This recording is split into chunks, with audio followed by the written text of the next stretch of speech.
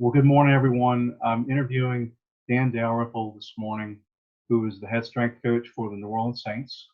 And I wanted to interview Dan because I was looking to get the perspective of an NFL strength coach regarding his experiences the past couple of months, and also plans to move forward.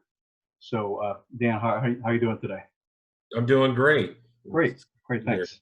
Well, so couple of just a quick introductory questions. How long have you been the strength coach with the Saints? This is my 15th season. I started in 2006, Okay. and Wow, wow. So what made you want to be a strength coach? well, it was kind of a long path. Okay. In high school, I was a power lifter as well as football. I did all the. I always say I did all the fine motor sports. I was an offensive defensive lineman in football, and I was a power lifter and a wrestler and a shot putter. Wow. But I really had a love for lifting, and this is early 1980s in rural Ohio. I didn't know there was such a thing as a strength conditioning coach. Okay. And so I went to college at Miami University in Ohio, and I thought I wanted to be an athletic trainer. So I initially was going to major in sports medicine. Okay.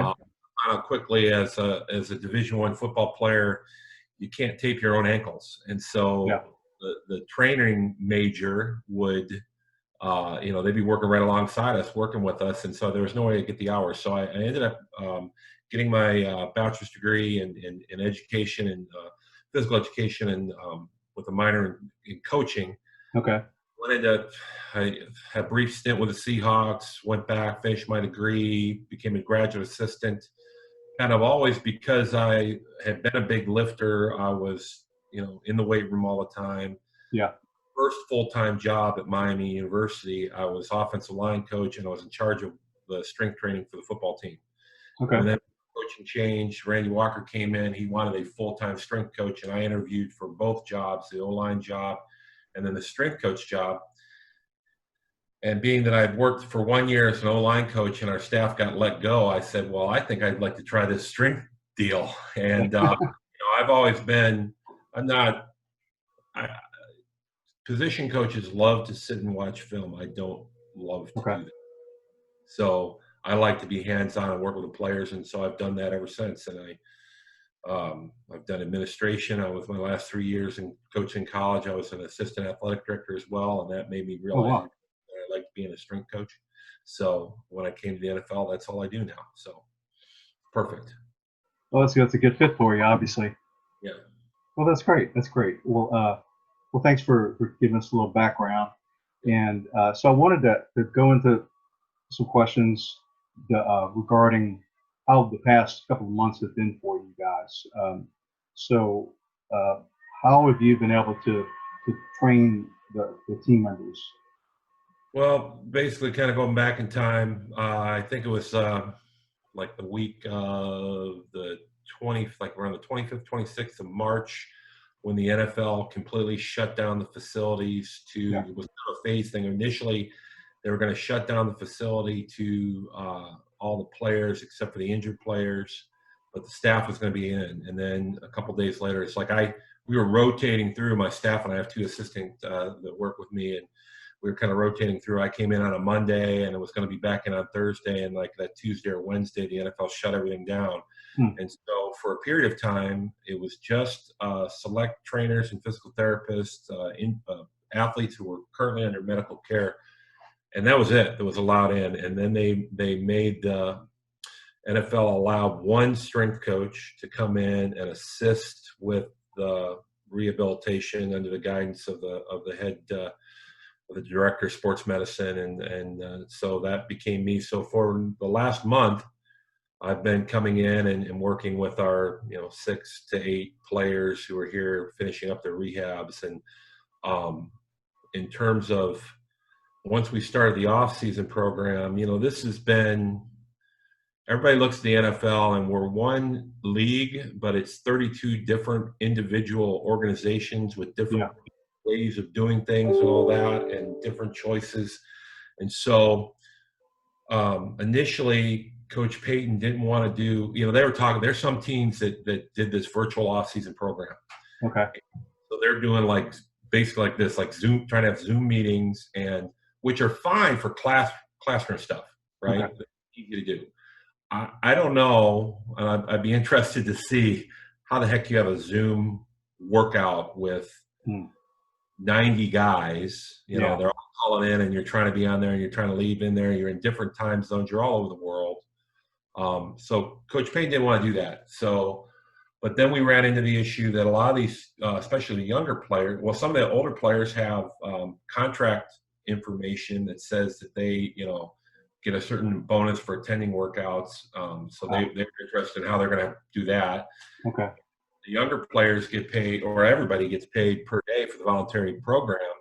And so we ended up doing a situation where I email each player every week, and I give them a suggested workout, because we're still under the guise of it's voluntary, and so we can't really direct. And then there's, legal gets involved with it, because you're worried about, well, what if a guy's getting hurt, and we have an issue with our rookies. We can't really work with the rookies because they haven't had physicals yet, and so about them, you start training them virtually, and you don't know what's going on with them, and something turns out that every year we would have rookie mini camp, and there'd be some college free agent guy who you would find some underlying health issue that would preclude them.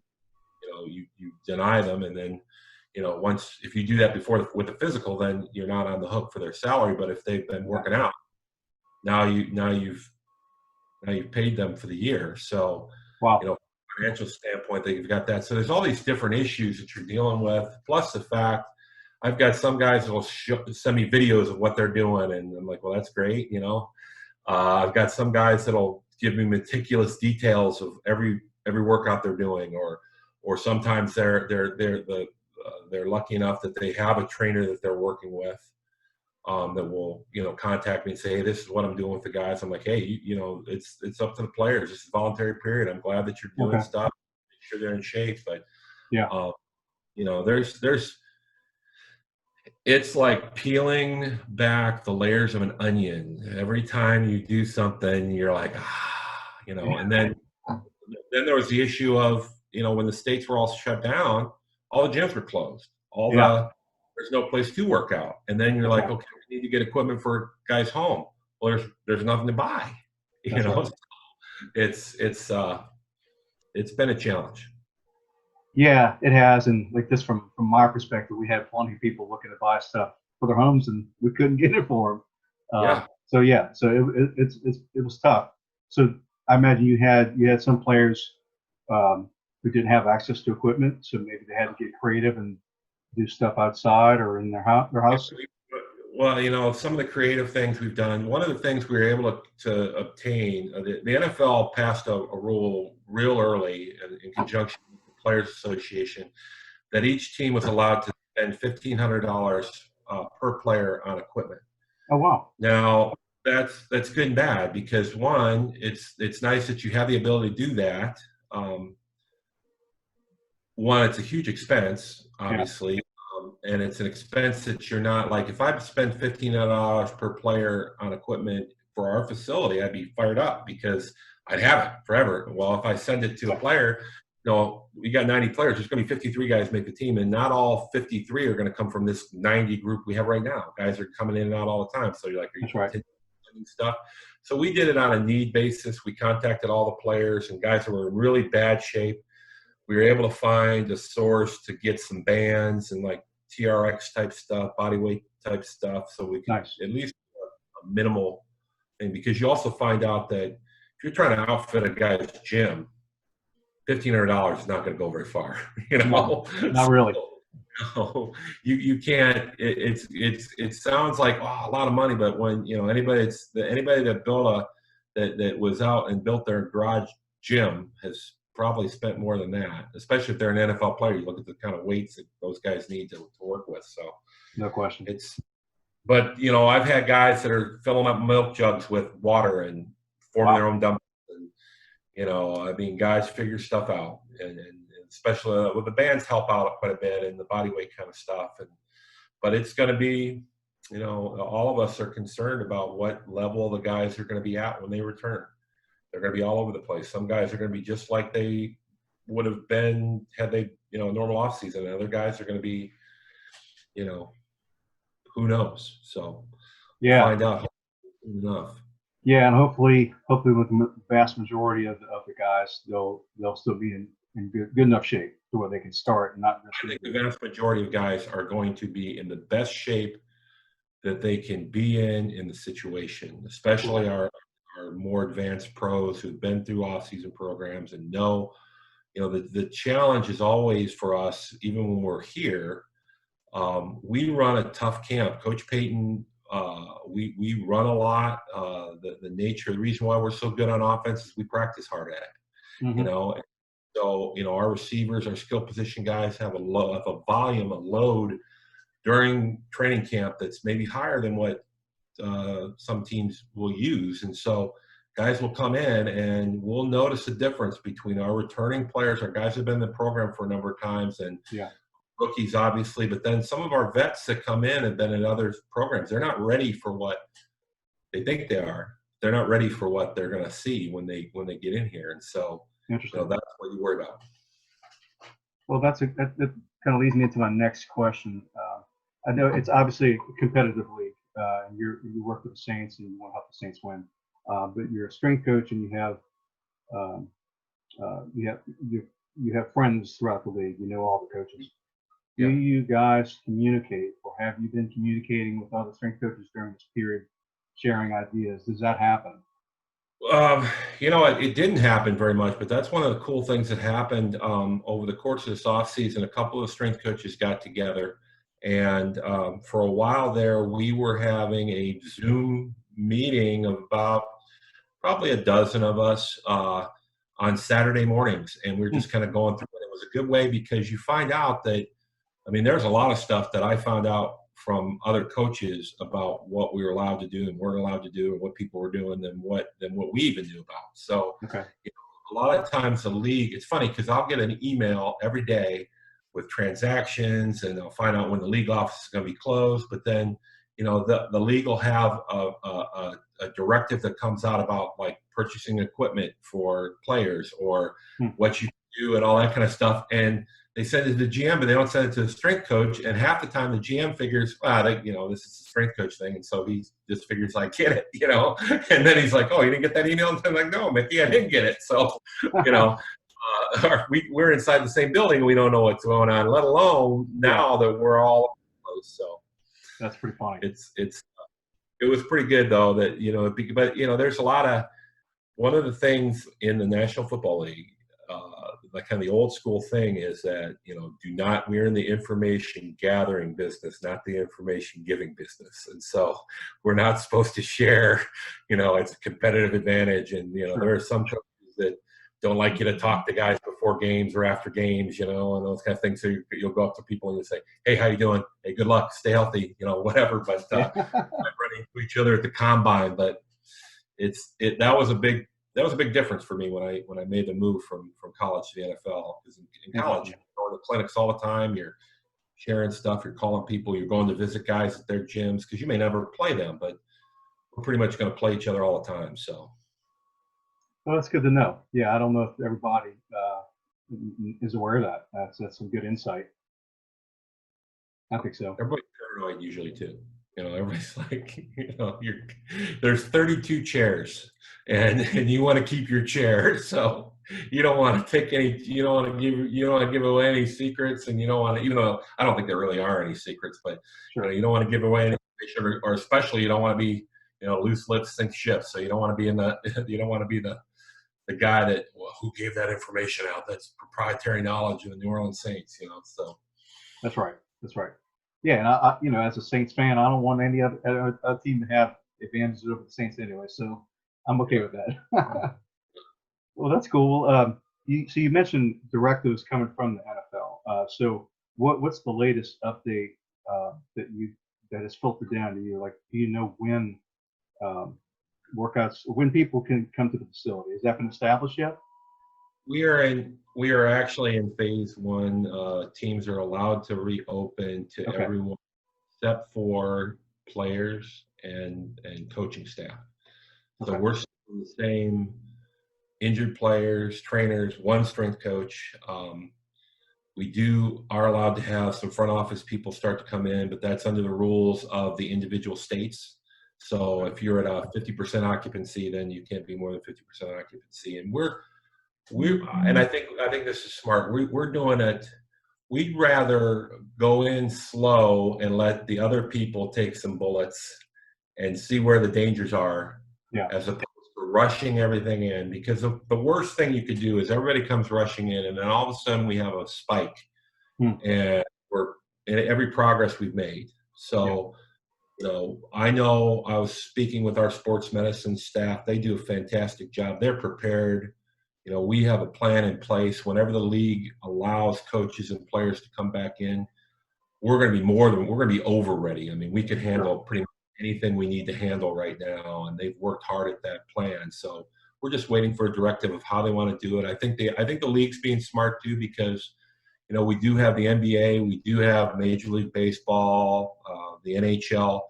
That again, they can come in and see what they have done differently and whatever, and get some ideas. Yeah. So we're gonna and college football. College football is going in. They're gonna go in June, and so you can see some of that stuff. And so we'll have some good information, some good data to look at. And No question. when we come in, we can. Priority for everyone is everyone wants to be as safe as possible, and we don't want to go backwards. Don't rush to take 2 steps forward and end up taking 5 steps back.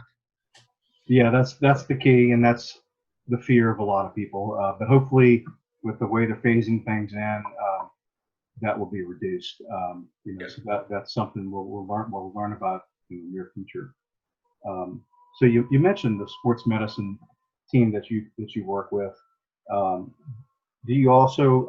I know you probably also coordinate with the team nutritionist. Is there a designated nutritionist for the team? Yeah, Jamie Meeks. Jamie Meeks is our director of nutrition, and she's got an interesting thing because she's going to be going on maternity leave. She's been out this period of time. She's having a second child, a little boy, in late July, right when we start. So she's going to be out. So that's a little bit of a up in the air about what we're going to do with her being out, because our players have become so dependent upon that, and that's something you see coming out of college. The nutrition has been a big impetus, in the college level. So the players come in, there's a certain degree of expectation they have, and so we work with them, and these guys are very dependent upon the modern day athlete is significantly more dependent upon staffing because they've had it. I didn't have a strength coach. I had to learn how to be a strength coach myself. These players are looking like, well, what are you talking about? And I didn't have a nutritionist. I had to learn whatever. So these guys are used to it, and so it's a collaborative effort between our whole sports medicine, strength conditioning, nutrition. Makes sense. And so I presume that Jamie was communicating with the team members during this time. As much same thing, sending emails, phone calls, players will ask her stuff. Yeah. She's not allowed in the facility. She is now, I believe. I think the nutritionists are allowed to come back into the facility right now, and she's not back in because we've limited obviously the people who have come in. So, but she's doing the virtual stuff as well. That's good. That's neat. Well, I guess she could probably accomplish a lot virtually. So that's not too it's not too bad of a situation. I wouldn't think. So you mentioned just cleanliness and being prepared in that sense. So who is going to be doing all the cleaning, or who has been doing the cleaning? You and other team members, or are you hiring someone to do that?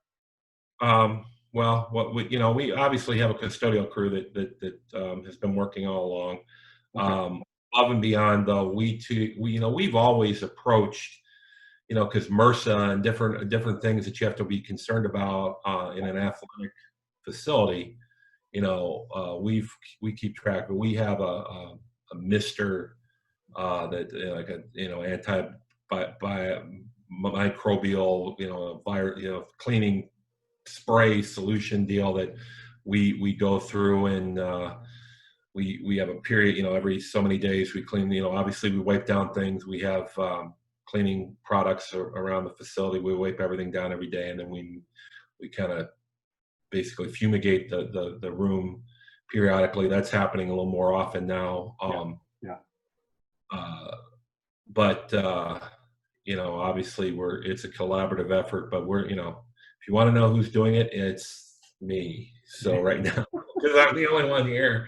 So everything I'll figure that. Right. But that's another issue. You start running out of cleaning products. Yeah. Everybody wants to come by. Yeah. That's funny. Yeah, you could open up a Dan's consulting services on the side. That's funny. Well, cool. Well, I don't want to keep you too much longer, Dan, but I wanted to ask you if you could tell me a little bit about the book that you co-wrote called The Athletic Body Puzzle. I don't know how many people are familiar with it, but it's a very interesting concept from what I learned. Basically, so I'll go back to 2009. I met Dr. Joe Lacaze, who was former Navy SEAL, and his story was obviously being a Navy SEAL. He broke himself multiple times, and he became pretty much obsessed when he retired of how to fix injuries and how to prepare his body. So he went on, and you always hear these crazy things that the SEALs are unbelievable. All of our military people are unbelievable in what they do, but you look at these special forces guys and women, that what they can do. And so he goes off and he becomes a chiropractor, and then he didn't find the answers there, and he goes through and he studies exercise physiology, studies all this stuff. And so he came up with this idea, and he built a machine called a Rotex, which we utilize quite a bit. And he was in the process. He wanted to, we were talking about just in the process of going through different ideas, and he's talking about this book he was going to start writing. And so he started sending me some information, and it turned into a situation where I was giving as much information back as, hey, we should write this together, because you pretty much know the structure of it. And so we looked at something that was kind of near and dear to both of us, and then that, if you're going to start at the base. So start with children. And I think there's an interest in training of children correctly, and how to do things. And so basically we tried to address that. Okay. Some ways that, parents that are interested in their, creating a healthy, it's not designed to be a pure performance enhancement. I'm going to send my son or daughter to professional sports. Yeah. It's that, let's make sure they stay healthy. Let's make sure they have a strong base. Their body stays balanced.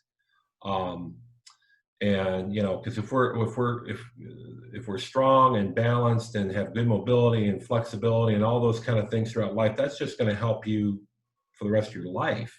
Yes. And so that's what we looked at. Interesting. We tried I saw it. Go ahead. I'm sorry. That's what we tried to accomplish. So I don't know if we did it, but that was our hope.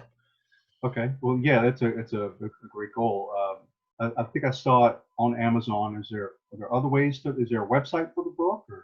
It's the web Rotex. If anybody Googles Rotex, they can get to Dr. Joe's website, Rotex Strength, or on Amazon. Different. I think if you Google the Athlete's Body Puzzle, they'll get to it too. So, okay. I should be more in tune with how to sell the book, I guess, but I'm not worried about it. I hear you. But it's I'm sure it was an interesting experience to participate in that process. And who knows, maybe someday when you have a little more time, you do another book about strength coaching, and that might be something people will refer to. Yeah. Well, cool. Well, Dan, I appreciate your time. I really do. I know you have a lot to do. I'm going to be posting this on LinkedIn and on our Facebook page. If anyone asks me questions and needs to get in touch with you, do you mind if they ask for a connection on LinkedIn? Would that be appropriate? That's great. That's fine. Okay. Yeah, I have that happen all the time. So okay, I'm happy to help. Great. All right, well, Coach, thank you very much. Good luck for the summer, and good luck with the upcoming season. Who dat? You're right. Talk to you soon, Coach. Thank you. All right. Take care. Thanks a lot. Thanks. You too.